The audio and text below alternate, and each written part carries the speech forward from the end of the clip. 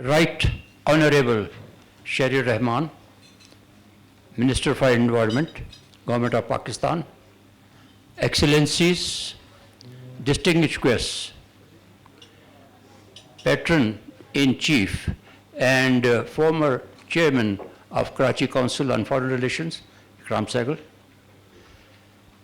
ladies and gentlemen, Assalamu alaikum.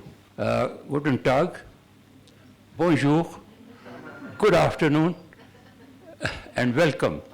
It is a great pleasure and honor for me to welcome you all to this august occasion at this wonderful environmental place. Normally, on such occasions, I introduce Karachi Council on Foreign Relations, but as most of you were present yesterday at the lunch also, so I will not go through all that because there are a line of speakers on that very topic, on very important topic today. Karachi Council, however, very briefly, Karachi Council on Foreign Relations is a prominent think tank at Karachi, and we hold seminars and meetings on different subjects which are produced in our journal, and some of the journals are lying on your table, and that's your copy. Our recent speakers who participated in our seminars were President of Pakistan. Most of the foreign ministers have attended our seminars and meetings.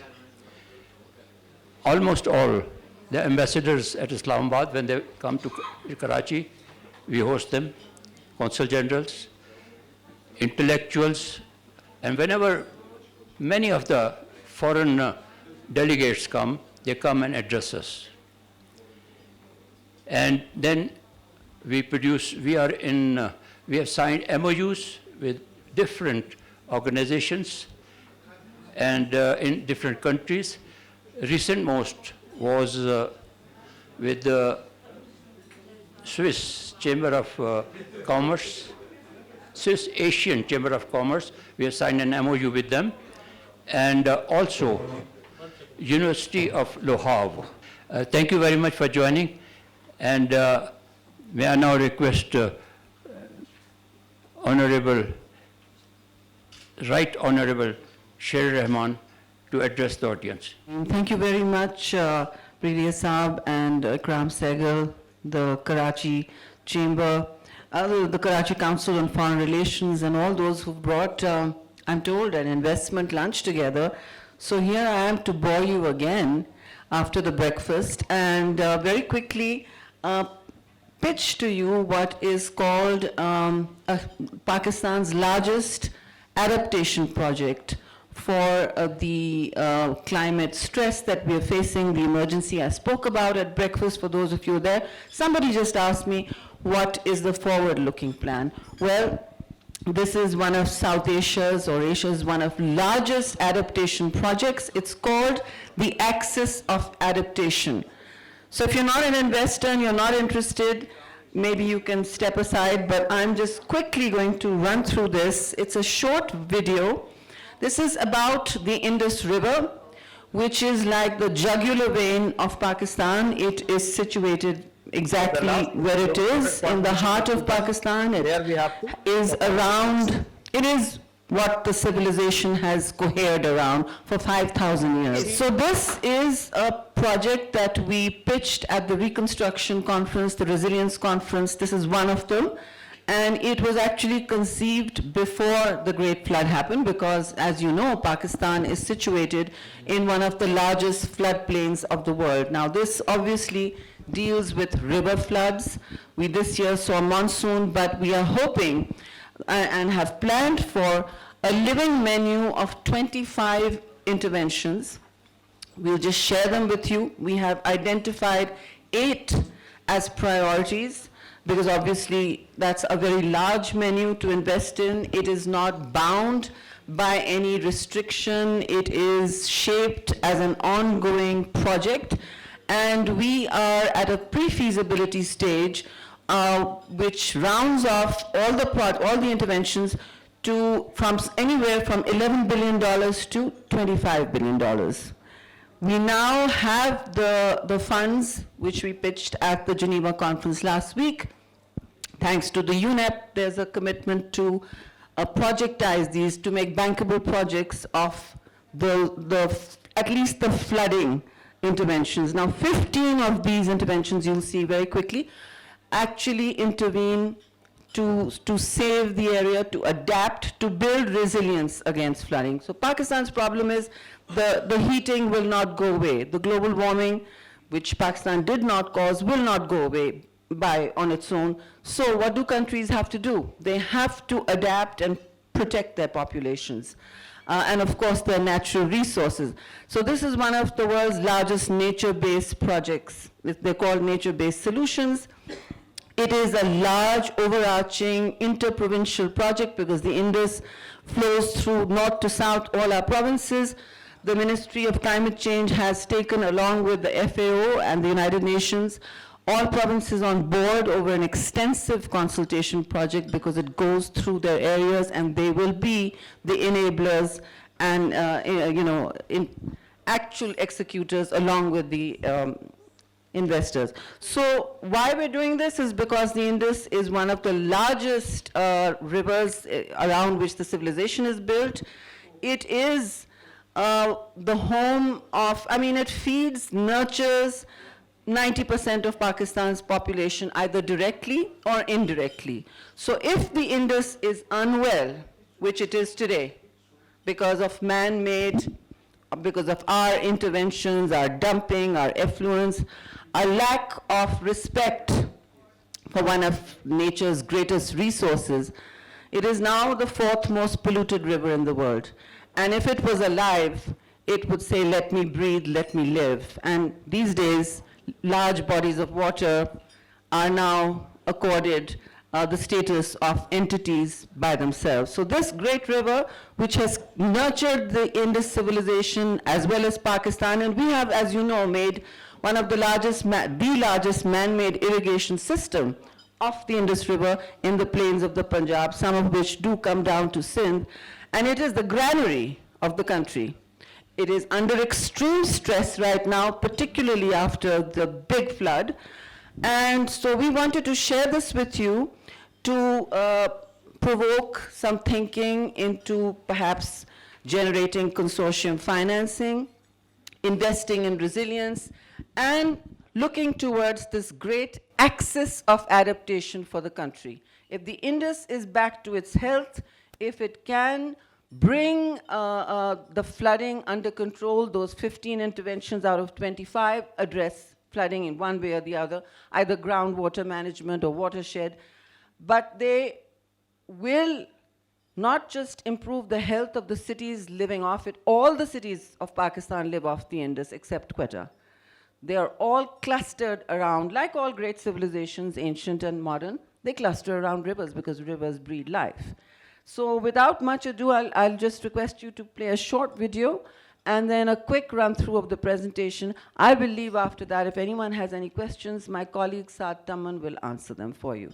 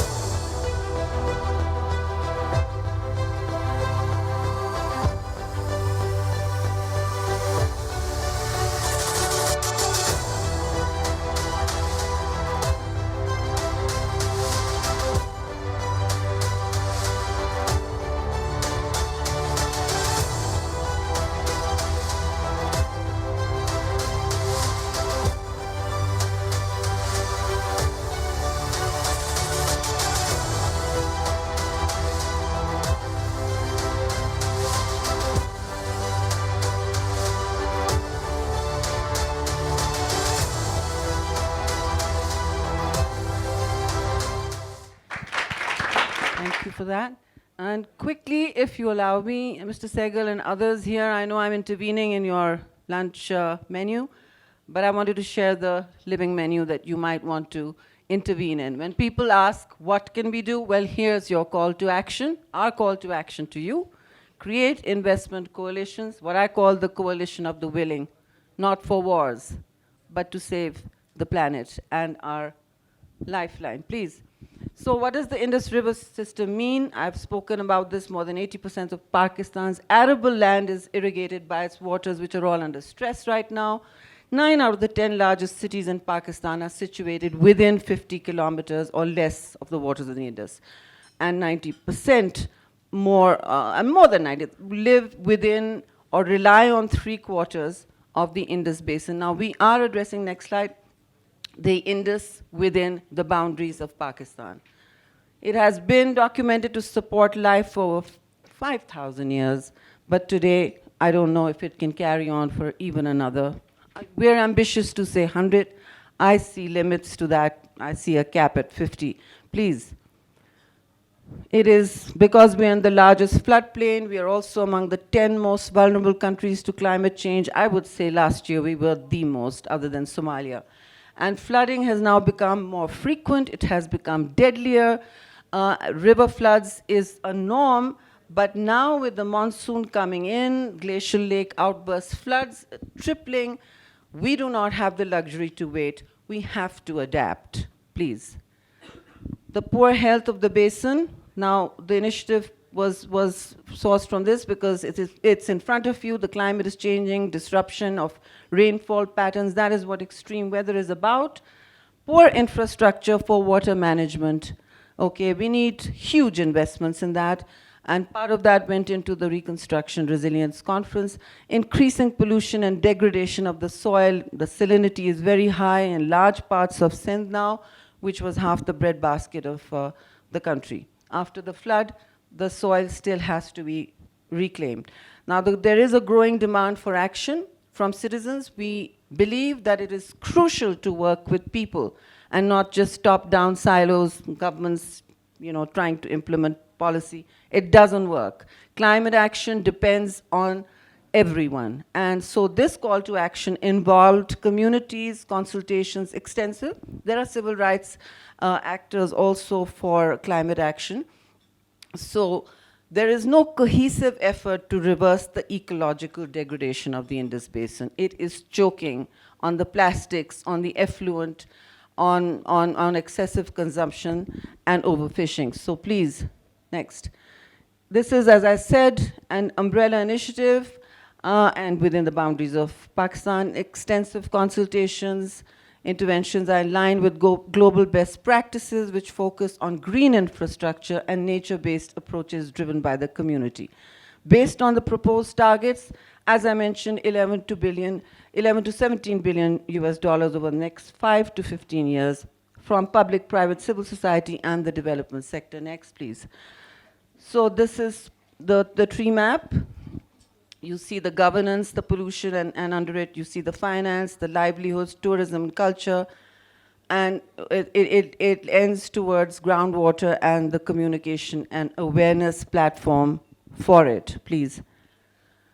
So we have shown you the Indus. Please move on the presentation. Move on. Move on to these are the 7 priority projects identified. Do we have the hyperlink to each, Taman? Saad? Yes, please click on it. These are the green, and now all of them are not heavy capital intensive actions. The community pond, for instance, they've all been costed, will only be 1 billion to 1.5, and they will create a recharge for the water stress, right? They will involve the community, they'll be modeled on public-private partnerships, and they will work. We've got the flood resilience meter going on. So these will manage the groundwater supplies. And you know that 90% of domestic water in rural Pakistan, 70% of domestic water nationally, and over 50% of agricultural water is being used, and Pakistan will be water scarce by 2025. Here's the dilemma. There's water flooding everywhere, and yet it is not able to be used for agriculture or domestic and industrial consumption. Water scarcity is a real and present danger. Before the flood came, this was what I was focused on. Water management is Pakistan's frontline climate challenge. And the Indus, of course. Next, please. Green infrastructure for flood control and groundwater recharge. This is one of the bigger ones, and we would like interest in it. If one of you can put a consortium together, we will assist. We will be making the technical studies. This is 30 million to 35, but it's not huge, but this actually looks at flood control. Governance, now this doesn't cost too much, but you need sustainable groundwater governance, because this is the world's globally the second most stressed aquifer in the world. And it is one of the largest, we are one of the largest exporters of groundwater, reflecting the volume used in countries' export projects, particularly rice, leather, and textiles. So here we are. This is very important to me. Indus cleanup, industrial and urban effluent treatment. It's a medium time frame, 3 billion to 4 billion. And look at this one. Pakistan treats less than 1% of wastewater in the Indus Basin. Now, very far from any of the goals we are looking towards. Despite existing legal provisions, 99% of wastewater is discharged untreated in open drains, which eventually enters the Indus system. And there becomes the river that starts choking on our dumping in it, right? So this is the one that I really want to focus on. It's a little capital intensive, but of the 388 cities in Pakistan, only 8 have wastewater treatment facilities, with some only partially functioning. This is how the flood of any flood of the future will also choke when it starts going out. So storm drains, left bank outfall drains, some are very capital intensive, but the menus laid out here, you can race through the next. I'll just, quickly. Salinity control, very important, because left bank outfall drain, most of Sindh is now saline soil. So again, very useful for flood resilience, 2 to 350 million. Next, climate resilience on the Indus Delta. This is a delta, managing the coastline. A key factor is loss of mangroves, but Pakistan actually has done well. From the 1990s, it's not in here, we have actually increased mangrove cover as a carbon sink to the level of 300%. Mangrove cover has really gone up, and in fact, the province of Sindh is already trading on the voluntary markets the carbon credits that flow from it. So it is one of the largest, Pakistan is one of the largest carbon sinks in the world in its mangrove plantations. We, of course, have them in our northern forests as well. Those densities are high. We are creating carbon frameworks for them too. But this needs to be resilient. Sustainable aquaculture and fisheries management. This is crucial to the marine life that lives in there. This is a year of species extinction, as you know. And the famous Indus dolphin is the only species, this is unique to the Indus, and we are trying, it is only in the whole world is this species found. We're trying to save it, and this is where we are. So there are many more. There's the whole list of 25. We can provide it. It's on the website. You go to the link, and you can build your coalition for climate change adaptation for Pakistan. This is where we need the help. This is the plan for the future. And we hope that you will understand and appreciate the plan, because hope alone is never enough. I always say you have to have a plan. So this is the largest adaptation project. Thank you very much. Just in terms of the projects that you've listed out, has any of them actually been initiated on the ground? Or because if you're asking for support, we need to show that there's something which is happening actually on the ground. So could you elaborate on that? So no, they don't require ongoing. There is no requirement for ongoing projects, but we have tried to build, as we say, a living menu of umbrella interventions. So you can pick a small intervention to make. You may be a small investor. You may generate 100 million. You can pick on the community pond. some are ongoing, obviously, like the wastewater management and all, but they're not at scale. They need to be scaled up to make this intervention real. And for that, we need a pipeline of climate financing, which we try to generate. But what's happening now, instead of the money going here, it's all of it going to reconstruction after the flood. Human lives have to be saved in the front line. I am worried that countries on the vulnerability arc will, like us, will be caught in a recovery trap before we rebuild, which takes 2 to 3 years. You'll have the next, maybe not such a big flood, but there you are. So this is my worry, and this is why I'm pushing this, because work must go on. Thank you. My name is Mohammad Zubair. I am from Al Huda Center for Islamic Banking and Economics. Pakistan is generating a lot of carbon credit, but unfortunately, those carbon credit are not materialized in international exchanges.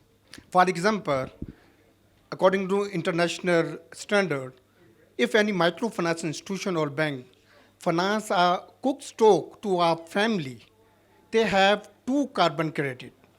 If that financing is for 5 years, it means that 10 carbon credit. The price of 1 carbon credit in international exchange is $20. It means we can get 200 amount by having materialized that carbon credit. We have solar financing, we have solar two-well financing, we have a lot of plantation in Pakistan, but unfortunately those carbon credits are not available in international exchanges. So what is the solution for it? So here's the thing. I just addressed it. Many countries don't have their own carbon frameworks. We are creating one, number one. And Pakistan is already trading on the voluntary carbon markets. I already said so. They're trading the mangroves, the Khyber Pakhtunkhwa, the provinces are trading. We've allowed them. They're going ahead. And carbon credits are coming into the country. I'm sorry that you don't know. It's one of the biggest projects in the world, the Indus Delta Blue. And it's trading in the international market. There is no such fixed carbon price anywhere in the world. I don't know where you got that. You know, there's a random, even in the United States, different states have different carbon frameworks and different pricing mechanisms, which is a great flaw. I think standardizing it institutionally is very important. Most countries don't have a carbon framework. I've been in government exactly 7 months. I will make sure you have one before we leave. Thank you. My name is Miral Malik. I'm from BMA Capital. I'm aware that there is a certain limit on the percentage of renewable energy that the national grid is allowed to buy. So is there a plan to change that? There's a cap on the amount of renewable energy from generation sources that the national grid is allowed to buy. So is there a plan to change that? There is a huge power policy shift being discussed in government. First of all, Pakistan needs to use its energy in a smarter way. Right now, markets, before coming here, I bought my new pair of snow boots at 10 o'clock in the night. I was stunned. I came out of office, I said, oh God, I've left them in Kara. I don't really have them. And I slip very much in there. So let me buy tracks, shoes with tracks, sensible shoes. My office said that you can buy it now. It was 10 o'clock in the night. Where do markets remain open? And this is what we've been trying to persuade retailers, restaurants, you've got to cap it. Otherwise, also, there is a plan to go renewable, 10,000 megawatts immediately through the next phase, which is all government buildings, at least federal government, have to be solar. They will not be sucking up energy. And for instance, the Parliament building, I'm very proud to say, actually sells energy. We're completely green, and we sell energy to the grid. So that's what net metering is about. Yes, there should be, I don't know about the caps being moved very soon, but there is a lot of work being done on power policy, which is being done through the Energy Ministry. Thank you. Assalamu alaikum. Habib Paracha. How are you, madam? With relation to the flood victims, you had mentioned that there are lakes in Sindh which are now just going to be there. So is there some way to mitigate that flood coming again by maybe moving these people to a different location so that they don't have to deal with a similar kind of incident as this year? so that they don't have to go through that again. So the task alone is not possible. Put your shoulder to the wheel and get over there and offer them land titles in a better place. Their homes are gone. So we can't police people. You do not police people in open societies. You create a regulatory framework. We're trying to create land titles for people in new areas, but there's only so much land, and there is fair amount of land hunger to entitlements. And the first cultivation rights, obviously, or land grazing rights, because livestock is one of the means of livelihood, one of the big ones. So we've got to create the land while we're still rehabilitating people for this winter. So please come there, and Sindh Chief Secretary will help you to assist. It is not something the government can do on its own, even in 1 year. I'm not aware that any government can, actually. New Orleans took a long time. It was a fraction of this flood and a fraction of the displaced. So the task is Herculean, but we have to keep at it and give people hope, but with that, a means of livelihood. The private sector's got to be involved. The famous philanthropy of Pakistan's got to do its share. It's been doing it, but as they say, you have to do more. Thank you. Thank you very much. Again, I'm sure the senator and minister are sick of hearing me say nice things about her, but we really appreciate the fact that not just obviously the breakfast yesterday where you said some really gracious words about obviously the group and the family, and we really appreciate it. We've had a number of guests before that have thanked us, but so it was very, it was very gracious of you. But also making time today. I know it's a busy schedule. I've seen your schedule, in the Congress Center, and I know you've been running pillar to post, and it's not difficult. It is difficult, snowshoes or not. It's very difficult to walk in Davos from back and forth. So we really appreciate your presence, and we, from our sides as Pakistanis, we wish you the best of luck. We hope you succeed, because I think then Pakistan succeeds. I think we faced a calamity of global proportions. I do want to mention, since this lunch is also co-hosted by KCFR, the Council of Karachi Foreign Relations, so on behalf of that, I want to thank you as well on the behalf of the Board of Governors. Patron-in-chief, Mr. Sehgal obviously serves as patron-in-chief, so I want to thank him as well. But on behalf of the entire Board of Governors of KCFR, we want to thank you as well. So thank you very much for coming. Thank yous to Ikram Sehgal, to KCFR, and to all of you. I asked to do this because I really want to involve Pakistanis and the international community, and Ikram and Zarar, all of you provide the opportunity. So anyone who wants to see things move, because, project, capital, governments, all of this moves very slow. Connect the dots with us.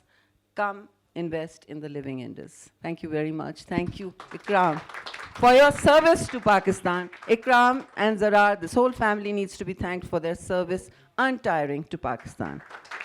Big hand. Well, I'd like to introduce a very talented lady who works with the Youth Microfinance Bank as a chief commercial officer, and played a vital role in Juban's journey towards from 1 to 10. And right now she's sitting with us and she wants to share her thoughts with you guys. So over to Ms. Mariam. Very humbled to be here. And I would especially want to thank the Pathfinder Group and especially Ikram Sehgal sir for this opportunity. So let's all take a deep breath and let's imagine a clean white canvas. And now let's imagine a splatter of rainbow colors. That is Pakistan for you. I am Pakistan.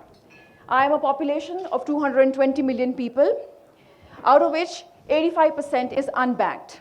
Opportunity. I am a population where 51% are women. Opportunity. I am a country where more than 5 million SMEs are residing right now and are contributing significantly to the GDP of the country. That's what Pakistan is. I'm also $376 billion as far as the total GDP size of the country is concerned. I am, ladies and gentlemen, the breadbasket of the world. This is what Pakistan is all about. So when we look at investment in Pakistan, it is very important to look at it from a very different perspective. It is important to look at the sectors that actually understand Pakistan, the sectors that breathe Pakistan, the sectors that have access to Pakistanis. And this is where I want to talk about microfinance. Microfinance for the longest time, I think, has been largely misunderstood. We as microfinance practitioners, and I'm extremely humbled and proud of the fact that I represent a microfinance bank here, U Microfinance Bank, we are where the rubber meets the road. We are, in essence, Pakistanis. About 5 years ago, when I joined U Bank, that was about 12 long years of my life, spent in a large commercial bank.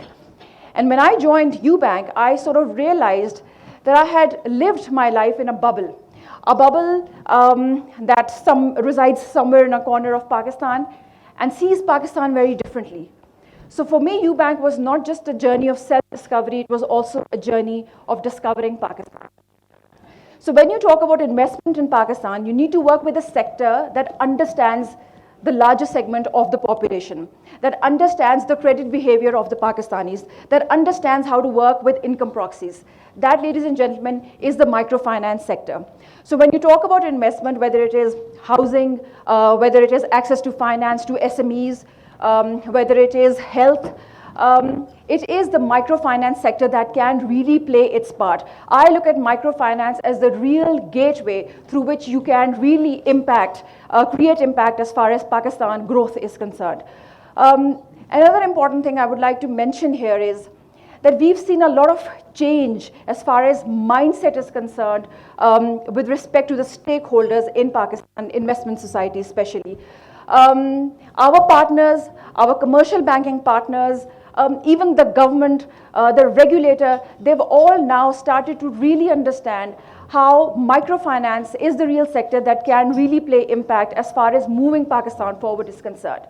So now if you look at any sort of regulatory measures, or if you look at large programs that are designed to sort of create impact in Pakistan, whether it is initiatives with respect to housing, the regulator will now turn to microfinance banks because they understand that we really are the executing agents that can really execute and work on the agenda of housing, for instance.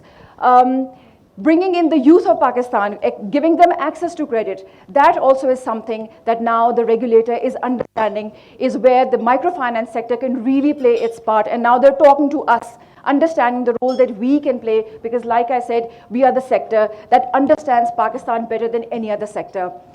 We're talking about investment, so I think it is important to also talk about numbers. From the investment perspective, everybody wants to look at whether it's making money for you at the end of the day. Is it commercially viable? Is it profitable? Is it sustainable? These are some of the very important, normal, regular, kosher questions that sort of come to anybody's mind. And this is where I want to talk about U Bank's journey in terms of numbers.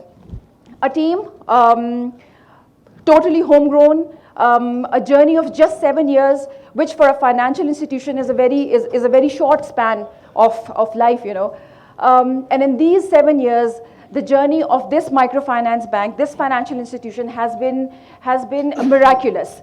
As far as the total assets of the bank are concerned, at this point in time, we are standing at a staggering 220 billion rupees, which is close to $1 billion in terms of total asset valuation in just 7 years. As far as the total revenue numbers are concerned, we're looking at about $100 million as far as total revenue numbers are concerned.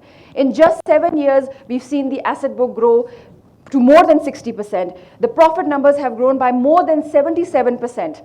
And the story is just beginning. So this is how it makes commercial sense for you if you put microfinance, or if you look at microfinance as maybe a one-stop shop to accelerating investment as far as Pakistan is concerned.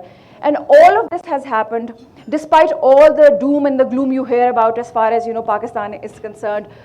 You talk about floods, you talk about inflationary impacts, you talk about severe macroeconomic situation. But in spite of all of that, if you've been able to build a business model that is resilient, that speaks of diversification as far as the managing of the asset portfolio is concerned, that talks about diversification as far as generating revenue through multiple streams is concerned, we have created an example, a living example of what it can really mean to invest in a company that can really take Pakistan forward. So I'm leaving you with this thought today, microfinance as one-stop shop for investment in Pakistan. So let's together take Pakistan forward. Thank you very much. Our next speaker, a very experienced banker, have a very diversified portfolio in different areas of not only on the banking, on the consultancy side. He's currently the MD and the CEO of Pakistan Mortgage Refinance Company, Mr. Musassir Saab. In Davos at this forum, and thank you, Kram Saab, thank you, Zara, thank you, Pathfinder Group, for inviting me, and it's a pleasure, and I would like to, I wanted to do it in a different sort of a format, but I think I'll briefly run through the presentation, give you some numbers, and then maybe leave some thoughts that we can maybe at the end have a discussion around, or a little bit of a debate, so that we know where we are and if we are going to do things in Pakistan, what will it take to get there, to the roadmap that I think the minister also identified in terms of the projects that there are, the roadmap that he showed. How do we get there? I mean, there are lots of issues in Pakistan also, so we need to fix our house as well, and also invite investment and show the opportunities to the investors at the same time. So I'd briefly run through the presentation, not taking too much time in terms of the slides, but then actually take a little more time in terms of the discussion of it. So please, next slide. Yeah. So here the only point that I wanted to make is that I think Mariam also pointed out in terms of the population of Pakistan. We are about 230 million, right? And the other number that I want to leave with you is the 1.98% population growth rate that Pakistan has, right? Now, with that, the main thing to think about is that 1.98% growth, this used to be about 3%. So Pakistan has done phenomenally well in the last decade or so, more than that, to come down to about below 2%. But still, that number of 236 to 2% brings about 4.5, 4.6 million additional population added to Pakistan's population every year, right? And that population is equal to some of the countries in Africa and even in Europe, right? And even in Middle East.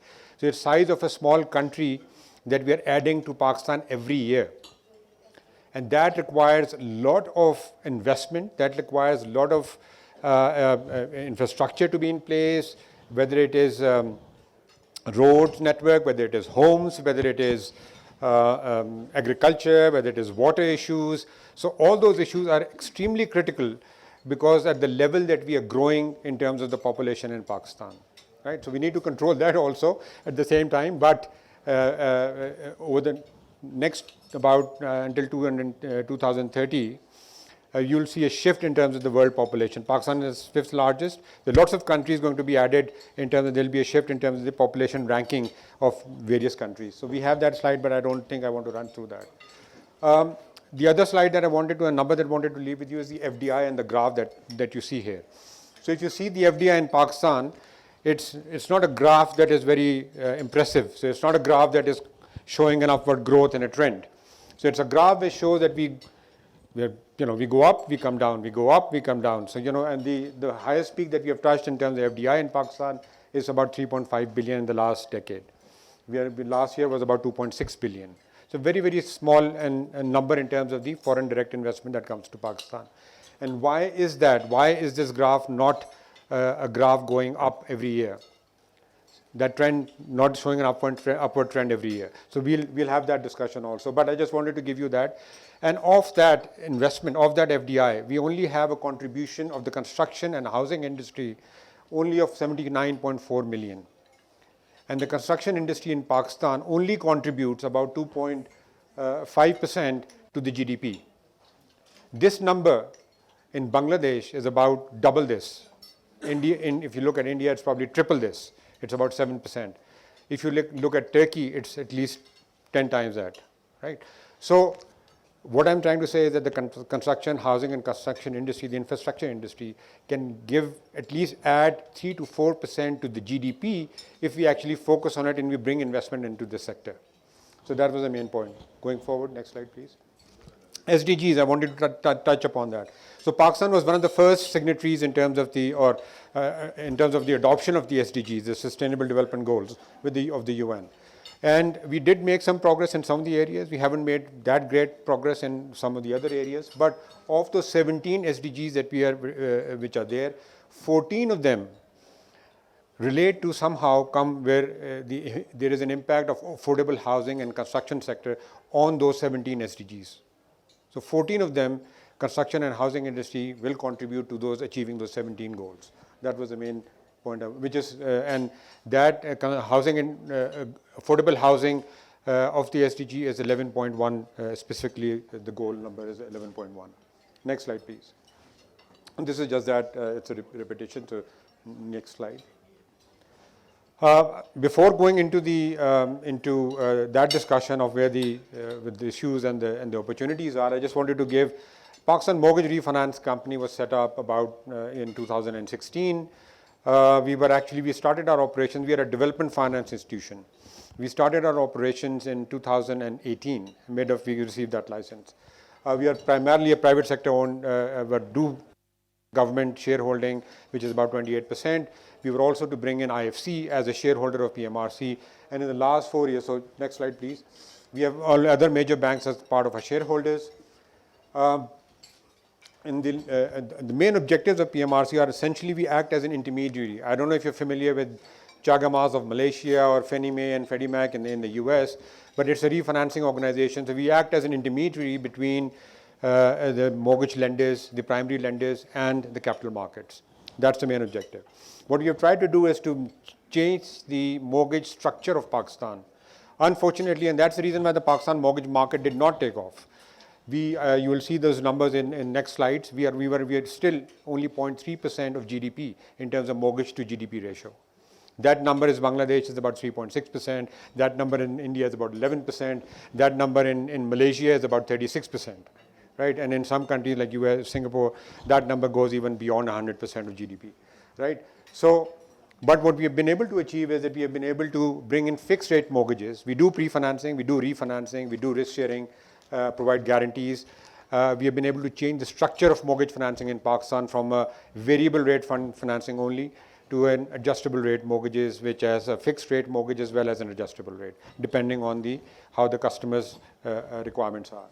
But what we have also tried to introduce in the markets, which is very, very important and critical, is minimum quality standards in terms of mortgage financing, as well as introducing for the first time environmental and social safeguards in mortgage financing. So we do require banks to put in systems so that the environmental and social safeguards are being adhered to.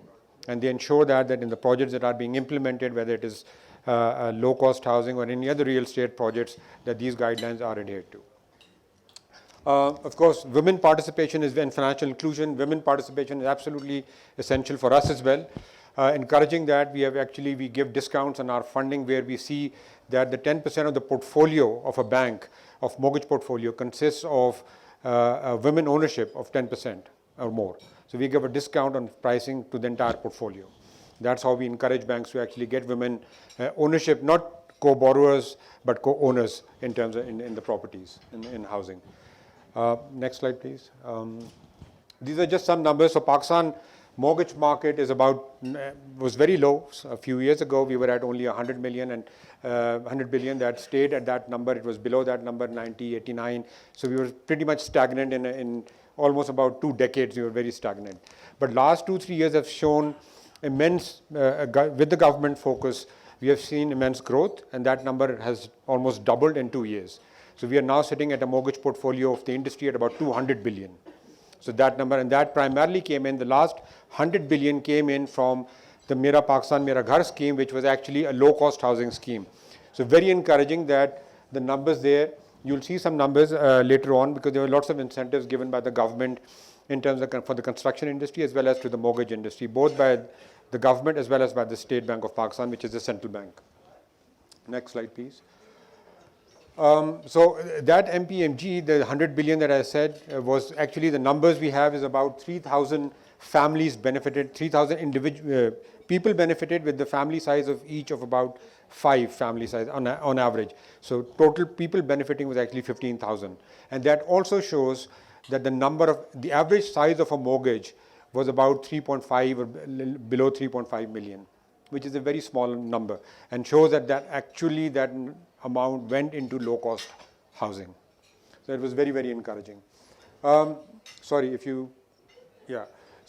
and for us as PMRC, we have done disbursements about 43 billion in aggregate. Our total outstanding at this time is about 26 billion as of December 2022. And we continue to work with the market. We are a market player. There's no other competition for us, so we are a market institution.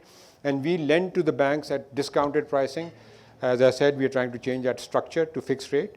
And we give discounts on fixed rate pricing for 3 years, 5 years, 10 years, going up to even 20 years for mortgage finance. Our credit guarantee portfolio, which was there, we have introduced that with the government of Pakistan and the World Bank, also brings in, we have signed and issued guarantees which cover credit risk of up to 40% on a portfolio basis, and the guarantee amount that has been issued is about 30 billion guarantees that have already been issued, and there's another support coming in from the World Bank to expand that program. Thank you. Next slide, please. We've already talked about women.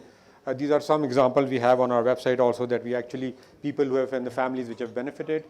I think we'll run through that. Just next slide, COVID. We have seen, I've talked about some of the major benefits that the government has announced in terms of taxation and in terms of the state bank, which reduction of the rate that happened in times of COVID, when the interest rates were slashed down. Unfortunately, drastically those interest rates came down. They have gone up back drastically as well.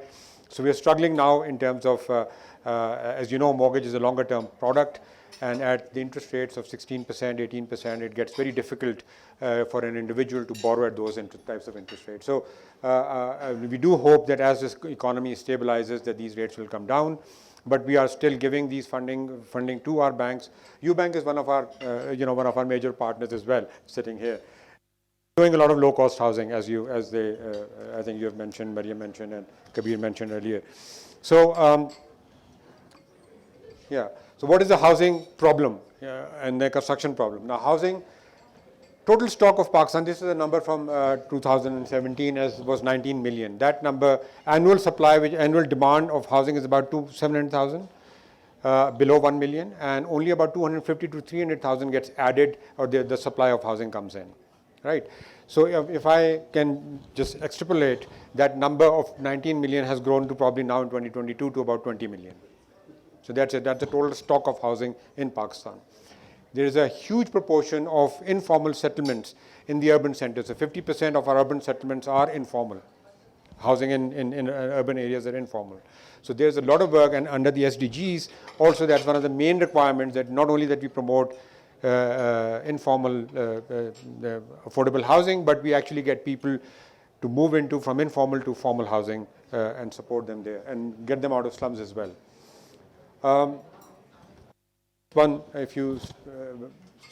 There's a backlog of housing is also about, the estimation is about 12 to 15 million now. So there's a huge backlog. Now the floods we have been talking about floods for the last 2 days also. So the floods has really thrown us back. So that number, which was actually at about 12 to 15 million in terms of the backlog, will increase now as we have just about 2.1 million plus homes have been destroyed, both partially and fully. So these are very, very large numbers, right? So moving on to the next slide. So the total amount required, not just for housing, but overall for the floods, in terms of, I think Senator Sherry Aman also mentioned that. So in terms of livelihoods and others, the support required is about $15 billion in terms of dollar terms. Housing alone is about $5.5 billion requirement.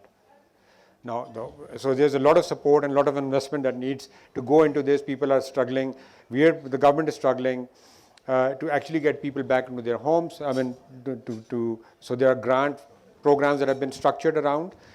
People will get, partially damaged houses are getting grants in 2 phases so that they can at least get back to their lives and start their lives. People who have fully damaged homes are also getting initial grant. They'll get in 3 phases so that they can start doing some construction, and that help in terms of construction, because when we want to build now with the intention that this is going to be resilient housing, right? So that it doesn't happen that the next year when the floods come, that you see that these homes have been destroyed again. So that is one of the major objectives as well. Next slide, please. This is again a slide on floods. Next slide. This was the population question there, or the problem that I earlier mentioned. So it shows some of the countries which actually are the size of the population growth in Pakistan. So 1 year growth in population of Pakistan, and the size of which is equivalent to some of the countries' total population. Anyway, moving on to next. You can probably just turn this off. I just want to talk about a little bit, so some things that you want to leave with you in terms of your thinking, in terms of the discussion, if you want to have some, the problems that we have faced. Now, what is the problem? With the population, as I mentioned, that type of growth, we need a huge amount of investment. And every problem that we get leads to, gives us an opportunity, right? Particularly on the front of the investment side, for investors to come in. So with the population growth, we need a huge amount of investment. One number, in fact, Senator Shaheen Rahman mentioned yesterday, that about 8,000 kilometers of road network has been destroyed, right? Number of bridges that have been destroyed, the rail track network that has been destroyed, the 2.1 million homes that have been destroyed. So all this infrastructure requirement brings a lot of opportunity for investors to come in and help Pakistan, as well as make a capital return as well on their investment into the construction industry and the infrastructure sector. And infrastructure is I'm just focusing on construction of houses and roads and bridges, but there is a whole infrastructure, bigger infrastructure requirement as well, renewable energy, water, education, rest of it as well, in order to bring resilient and sustainable cities, community development side. That's a huge amount of work that needs to be done in these areas. So population was one. I talked about FDI because you saw that graph going up and down. Why is that graph up and down? The reason is that our incoherent and inconsistent policies that have actually led to that, right? Environment plays a role, but there has been policy. So at our end, I think government is working on that, and we need to fix our investment strategy, our policy framework, so that it encourages investors to come in. And that a lot of work, and not only that it encourages foreign investors to come in, but it needs to be there to allow local investors to come in. I think Senator mentioned today to all local investors also to come and participate in there, right? So I'm a firm believer that foreign investment will always follow local investment. It will not be the first. It will not lead the local investment, but rather local investment is the one which will lead the foreign investment. So consistent policies is the other one. The third one, again, is when I mentioned about SDGs and the progress that we have made there, is the weaker side of our implementation and execution. We have lots of projects, we have lots of programs that we want to run, but on the side of the government also, we need to focus on our implementation. Execution is the key. Unless that is there, these things will continue to not get delivered in time that we are looking for it to be delivered. SDG goals require us to get these things done by 2030, which is already being discussed that this is not going to be achieved overall, I think, globally. But in Pakistan, I think we have a long way to and a lot of catching up to do. Anyway, in terms of red tape and transparency, in terms of all our projects need to be brought in. So these are some of the problems that even talking to people here who are here from Pakistan, the businesses, the local businesses, and we find that these issues are still there.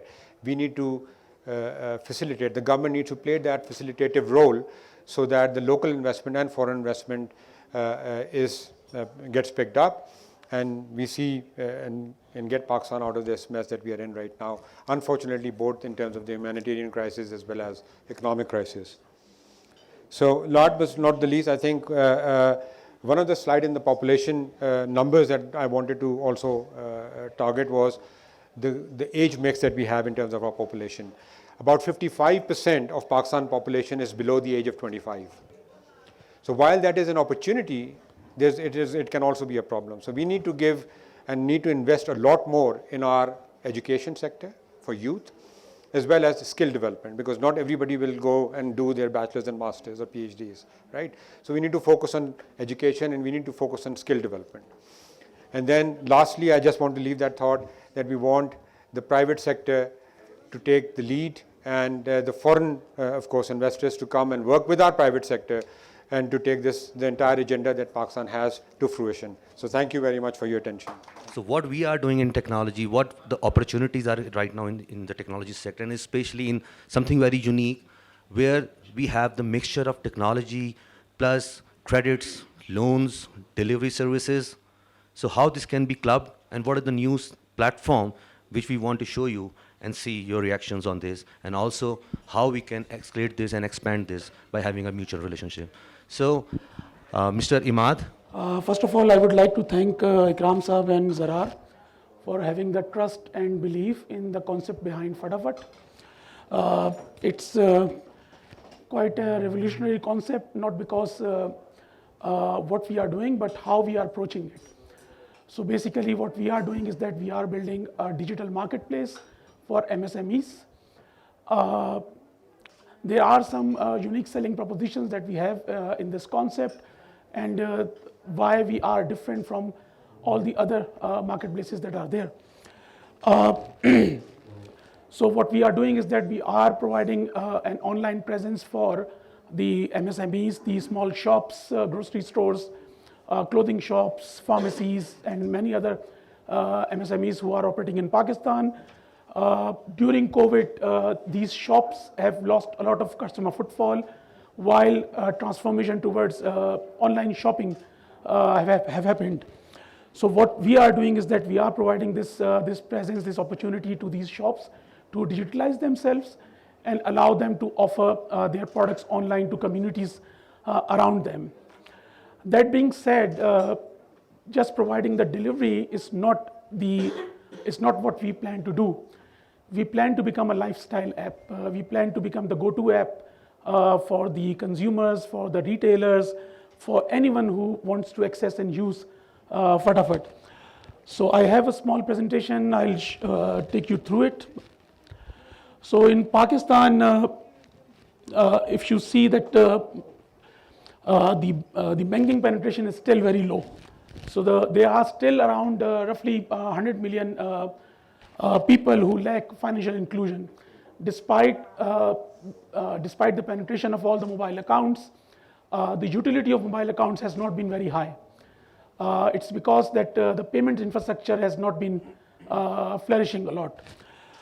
So one of the core use cases of Fatafat is to basically create utility of those accounts that have been established so that people start using them for payment services. So some of the founding pillars that we have for Fatafat is basically, as I mentioned, to provide financial services access to MSMEs, to digitalize them.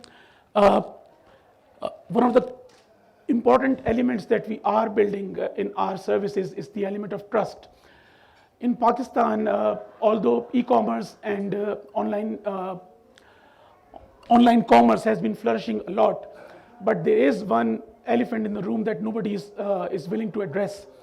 And we as Fatafat wants to hold that elephant or that bull by its horn, and that is like cash on delivery. Cash on delivery, we believe, is a fundamental problem in our digitalization or efforts towards digitalization that is creating a lot of drag and friction. A retailer or a shopkeeper, he can only rotate his capital once in a month when he's doing online selling. It's because that all the payments are being done in cash, and the amount in time that it takes for that cash to come back to him, it takes almost a month for him to realize that cash. We, as part of our strategy, we are not offering cash on delivery.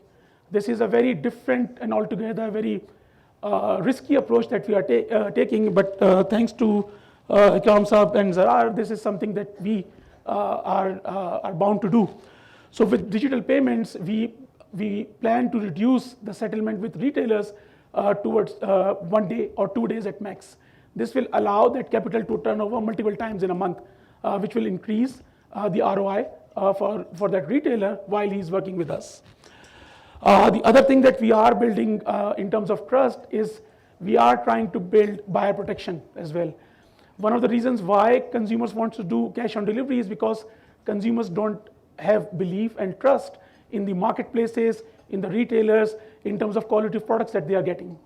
So we feel that if we can have some element of buyer protection in Pakistan, which will be first of its kind, so far it's not being offered for online services, it will create a huge difference in terms of people picking up on payments. And the last not least is the women empowerment angle.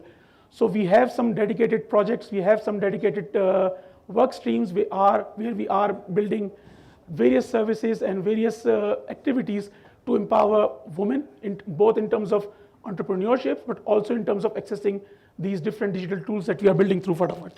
Next. So as I mentioned that we have a very specialized program, and this program is all being led by women in our company, and all the female workers that are working in Pathfinder Group. This particular initiative is being led by Nefa, who is our chairperson at Fatafat, and she is the driving force. Yeah, Nefa is here as well, and she is the driving force behind all the work that is being done under this work stream. So we plan to make this work stream a very effective work stream that will create a very positive social economic impact for women, in specific around Pakistan. These are some of the innovations that we plan to develop, and this is where we are looking for investments in Fatafat, because some of these innovations are extremely costly, because these are first of their kind. It will take time and effort and money to commercialize these. So for example, Fatafat Lane, this is where we plan to revolutionize retail shopping experience, in-shop shopping experience, making it digital. People walk in, people buy, people pay digitally, and people walk out. So this will mean that people will not have to stay for 45 minutes or an hour into queues. They just buy, they just pay, and they walk out. One-click payment, like you like something, you immediately swipe, and your payment is processed, your order is booked. Digital credit, this is something that we are working with UBank. It's a very strategic partnership that we are doing, where we are providing 3 levels of credit services to customers: nano loans, micro loans, and financing loans. Under nano loans, we'll provide them airtime advances, data credits, riders fuel credit. Under micro loans, we'll provide them grocery loans, buying for food, buying from pharmacy, clothing, etc. Under financing, we'll provide inventory financing loans for retailers, bikes for riders, and other different loans. Over the counter is basically you come to a shop, instead of like waiting in the queue to place an order, you just place an order through our app, and the order will get delivered to you on the shop. This is what we plan to address. This is a contradiction in digitalization efforts in Pakistan, unfortunately, that industry is not willing to address, where the whole value chain is digitalized, just the last mile, the most critical mile, is not digitalized. It's cash on delivery. This is what we are, this is the status quo that we are challenging. So we have a full bouquet of services that we plan to offer through Fatafat. So it's not just limited to food delivery or like grocery shopping. So there is a full bouquet of services. And that is why we call it a lifestyle app, a go-to app for consumer, one app that will address all their needs. We have been doing a lot of activities thanks to the Pathfinder Group and different companies under the umbrella that have helped us in making this live. So we are working on towards flood relief efforts as well. What we are doing is that we have certain products on our platform. You buy those products, and we deliver those products to the needy customers. And we even provide visibility on your donations disbursements, which will increase the transparency overall. So we are not handing them cash, we are providing them the actual things that they need, the day-to-day stuff that they require. So we have been using the network that Pathfinder Group companies already have on ground. And through that network, we are making these disbursements. So yesterday, Amreen mentioned about collaboration and partnership. So one of these strategic cornerstones that we have is to develop and build partnerships. We strongly feel that nobody can do things individually in today's world. So we need a network of partners. So we are a very young company, like we are less than 1 year in market. But we have developed a network of different partners, UBank being one of the strategic partners for us. But we have some interesting partnerships, like I would like to mention Pink Riders. They are a company who is training women out of the kitchen to learn bikes, how to ride bikes, and to deliver goods and other things like men are doing. They are also helping disabled people to do the same. And more than that, they are helping transgenders, which is a hot topic in Pakistan these days, and help them to come into formal economy, to come into respectable earning prospects. So these are the different collaborations and partnerships that we are working with. We have a very interesting product that we will put in live, and that is like purpose-led remittances.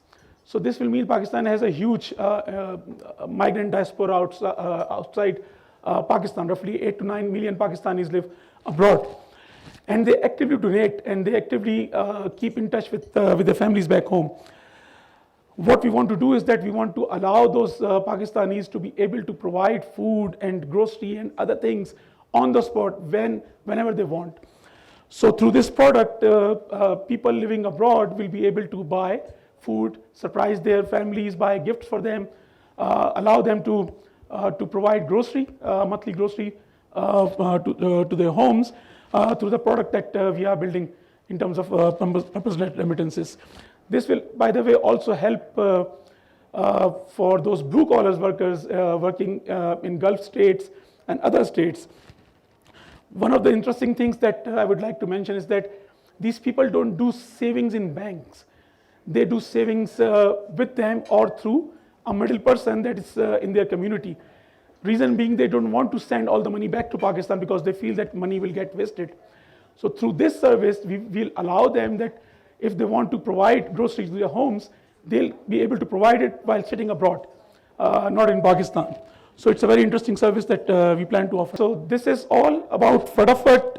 As I mentioned that we are openly looking for investments to put in live some of the innovative products that we have. And yeah, so that's all. I must say that investment in Pakistan, why it is important and why it is valuable. So let's hear some words from the president of U Microfinance Bank, Kabir Naqvi, and say how this is going to turn around Pakistan and the landscape of Pakistan. Thank you, Ikram Saigal. Thank you, Zarar. Ikram Saab has been very gracious, for giving the opportunity to Team U Bank for sharing our vision, view, and to talk about our potential collaboration, which you just saw in the morning when we signed. Now, I will not go into much detail regarding U Bank's position, as Mariam did a great job in terms of sharing with you in depth as to what is our state of mind when it comes to investment and the lens with which we look at it. But I will, in fact, talk a bit about what we are doing in terms of local investment. We disperse around 7 billion rupees to average Pakistanis in no-go areas per se for regular high street banks, and bulk of it is not collateralized in certain areas. So that and the repayment behavior, as I've been talking about it all along, is going to boggle your mind, as I mentioned yesterday over the breakfast also, that the repayment behavior of this strata of the society is phenomenal. Less than 4% for the whole industry over the last 20 years or so. Now, as Mariam mentioned, that microfinance can be used as a case, as a case study for investment in Pakistan like nobody has seen it before. Let's use the U Bank example. There is a telecom group, international telecom group. There is a telecom group that invested in the Pakistan PTCL, which is our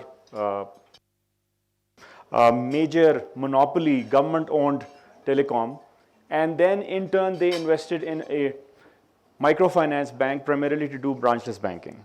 And I've repeated this story multiple times, some of you who've heard me before, and 7 to 8 years down, and I'll share our numbers with you because they're not private, they're publicly available, we have received, I think, about in Pak rupee terms, 5 to 6 billion rupees in capital investment by the shareholder over the last 6 years. Now, for a microfinance bank that gives out, say, 30,000 rupee loans or 40,000 rupee loans, a telecom group, an international telecom group, having so much faith and continuous investment, now that says something. Now, the group is valued at about $65 billion. They aspire to go to $100 billion, inshallah, in the next 5 to 8 years. UBank is the only banking license that they have all over the world. They're in 16 countries. And the impression was that UBank is a bank of the masses. It deals with smaller ticket sizes. It can scale up to only a certain level. But that has changed. As my colleague was mentioning, we've got about $1 billion in total assets. We were not even a fraction of it 7 years back. That gives you an idea about the scale that you can achieve locally. So this telecom group invested in a mom and pop microfinance bank.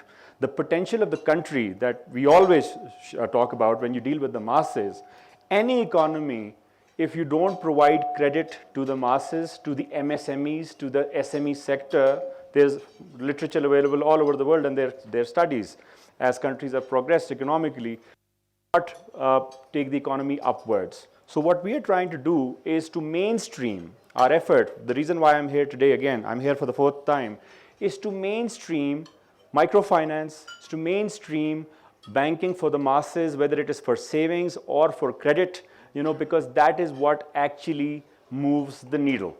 And with this, I would want to once again thank the Pathfinder Group. I would want to thank the KCFR, like for instance, in fact, I have to mention that in terms of investment in Pakistan, KFRC, along with the government of Sindh, has been doing a great job, and you can see that on their website also. So there are multiple other initiatives that the government of Pakistan is taking, and consortiums and companies like KFRC are taking to bring in investment in Pakistan. So lastly, what I would want to mention here is that the private sector and the government sector has to work together. I can't stress more.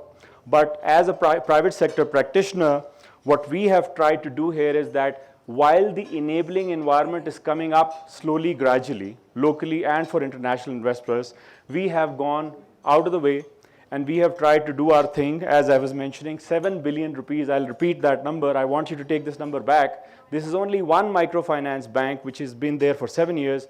We are disbursing around 7 billion rupees a month, average ticket size, slightly over 100,000 rupees. Now, I'm talking about 25 to 30,000 loans per month. And we are just getting started with 300 branches right now, adding 100 more branches. So it's a two-pronged thing.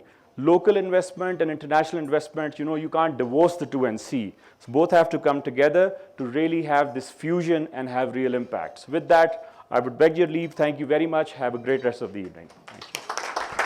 We have a person sitting with us with a best-selling magazine who's actually covering all these stories since some time.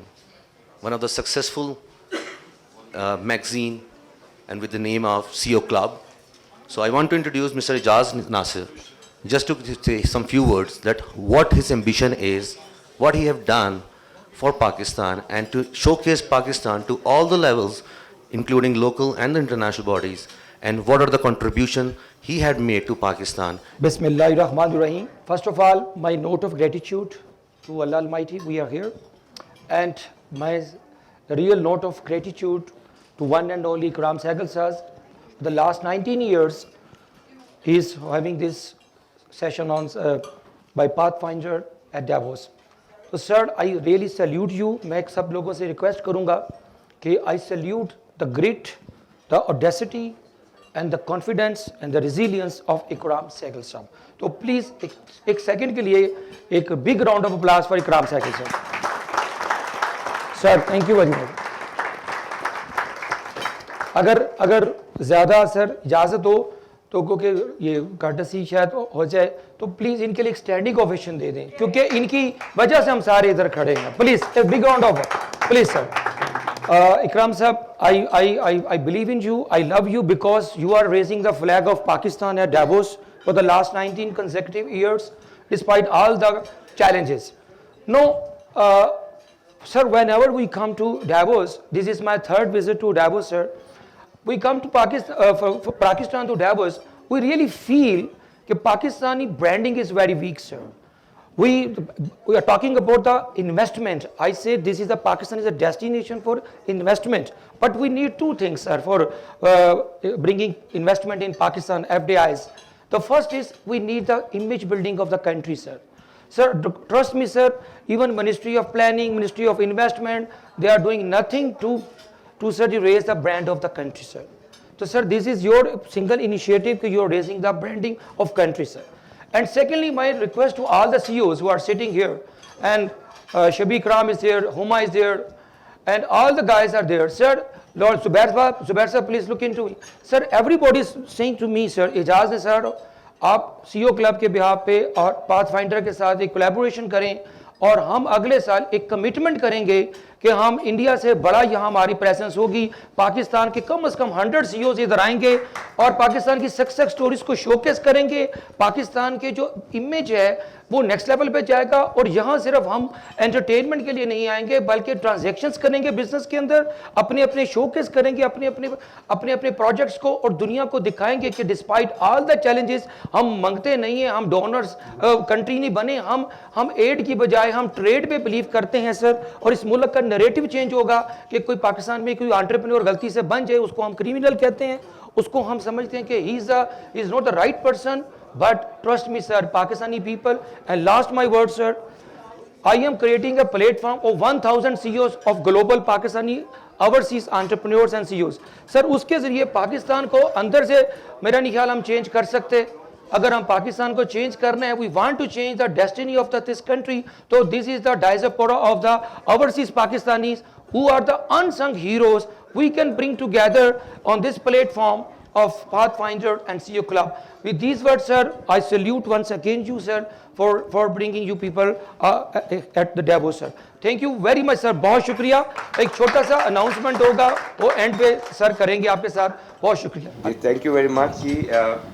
We are really honored that Ikram Saab is allowed to present our successes of the CEOs of Pakistan to the rest of the world. And for that, we are extremely, on behalf of the CEOs Club, we are really grateful to Ikram Saab, who has always been our patron. And I'll ask Ikram Saab to cut the ribbon of this book and open this ceremony, sir.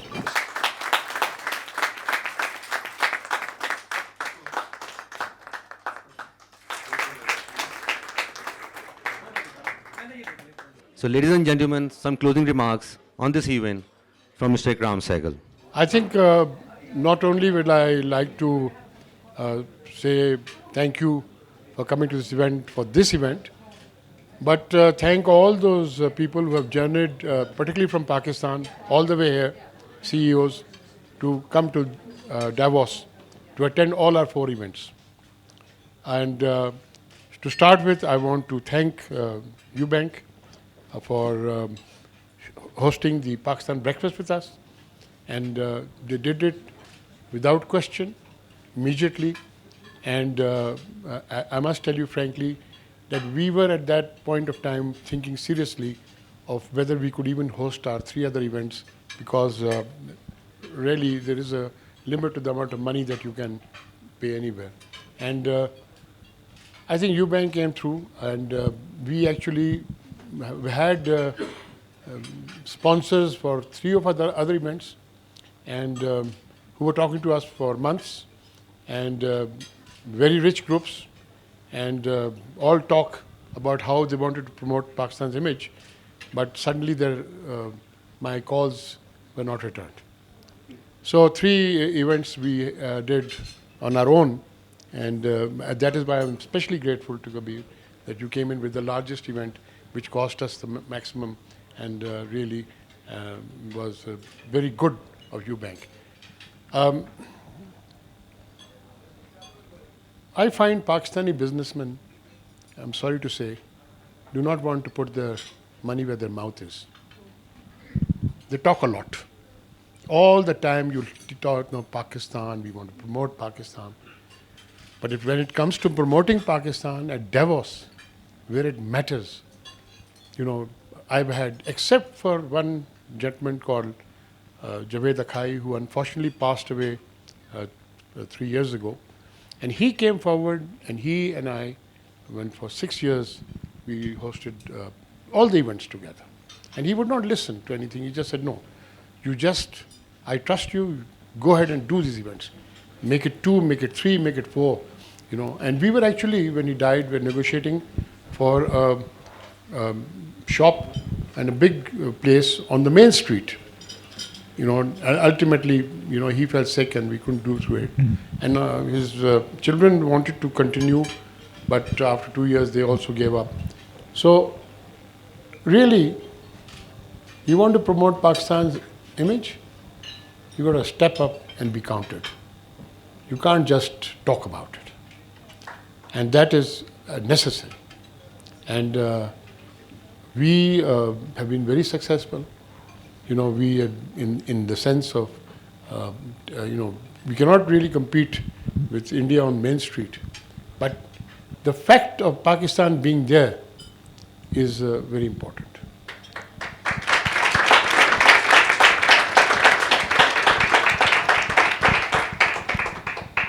I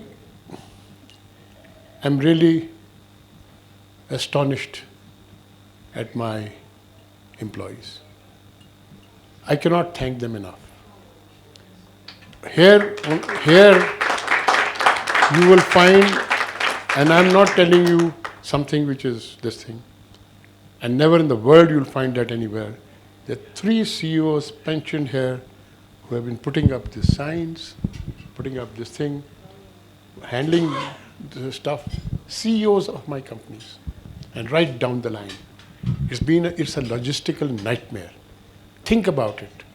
How many hotels, how much transportation, in Davos itself, the cost, moving people around, and that also doing it in a faraway country, right? But the core people, and let me tell you, each of them, and I commend Salman, CEO of VRG, our flagship company in the Financial Services Technology Division, and Tasawwur, I3 Pathfinder, who's there, as you can see, still standing. And somewhere standing in the corner there, the man who created it all, Alisha and myself. I know nothing about finances, or very little, and nothing really about technology. And Alisha, I used to say bounce ideas off him, layman's ideas, which of course I must commend Nefa, my daughter, because she came to me first with this idea. I used to layman's off it, and Alisha said, "Sir, this can work. This will work."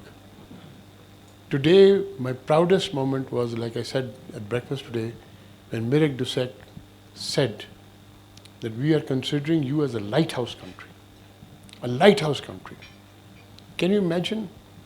At the 2 lighthouse countries presentations, there were the ministers there of the country, there were state bank officials there, there were the economic ministry people there.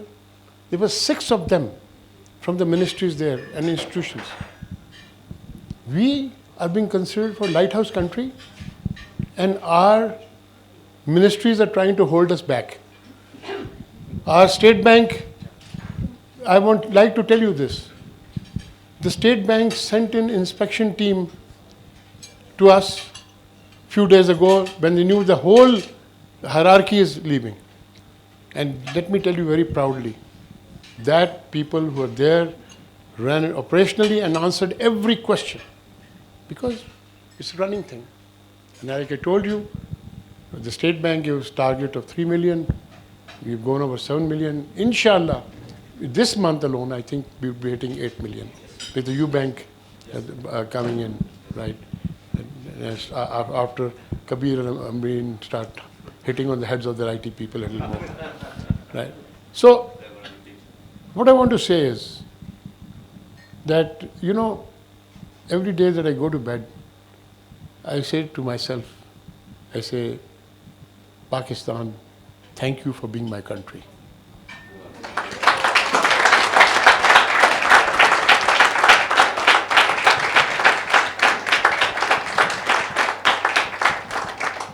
I have fought 2.5 wars for this country.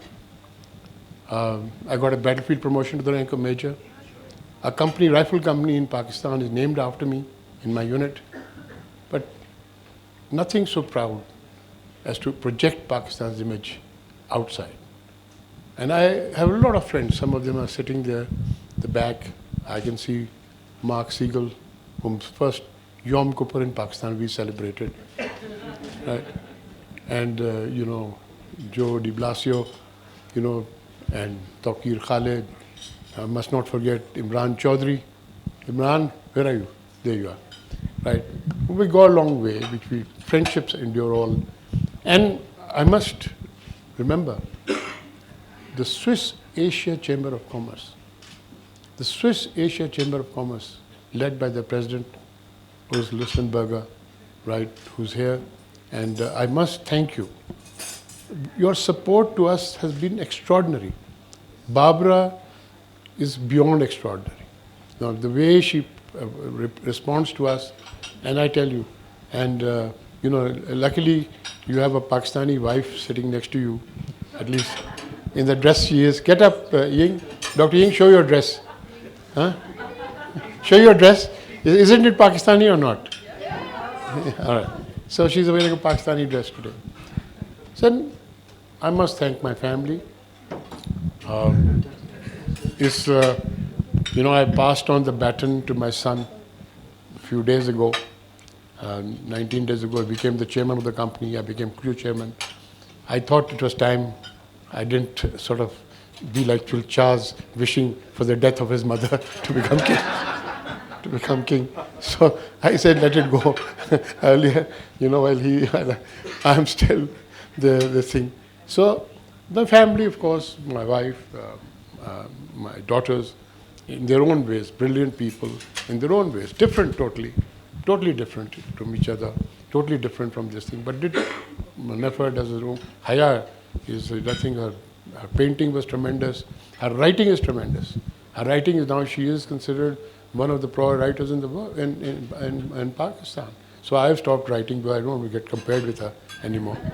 But Nefer, always full of ideas. We come with an idea, and proudly, because Haya opted out from being part of Fatafat. Nefer is the chairperson of Fatafat, and he keeps, like Imad said, comes up with ideas, which are very relevant.